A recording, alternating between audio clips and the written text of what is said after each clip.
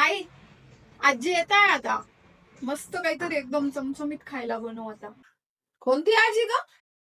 पप्पांची आई. का बर?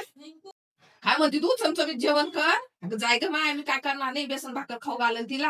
हा, त्या सुनाकडे काय जर गेली तर ती काय चांगलं चांगलं बनवून खाऊ घालती का? इथं आले का तेच चोचले चालतात तिचे. आणि तिथं शिळ्या भाकरी, चटणी असं खाऊ घालती ती.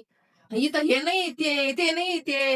हा, काही वाटतं का? इथं या पोराला नुसता ताण द्यायचा. आणि तिथं नाही बाई, ते पोरग थोडस कमवतो, त्याला कायला ताण द्यायचा. तर मागं मी जमीन नावानी करून घेतली. हा, विचारलं का या पोराला खायला कशी येते इथं? हा, ते घर बी त्यांना देऊन दिलं, आम्हाला काढलं ना इकडं. तेव्हा नाही वाटलं का काही? हं? सगळं जेवढं सोनं नाणं होतं ते तिकडं दिलं, आम्हाला दिलं असं नाटावर काढून. तेव्हा काय झालं? सांगू राहिली तर येऊ राहिली चमचमीत खायला बनव का? काय केलं आमच्यासाठी? काहीच केलं नाही, हातावर काढलं.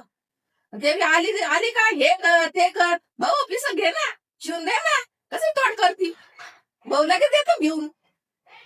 काही वाटतं का तिला? तिकडं तिकडं फाटेल तुटेल घालती आणि ते संपलं का इथं येते.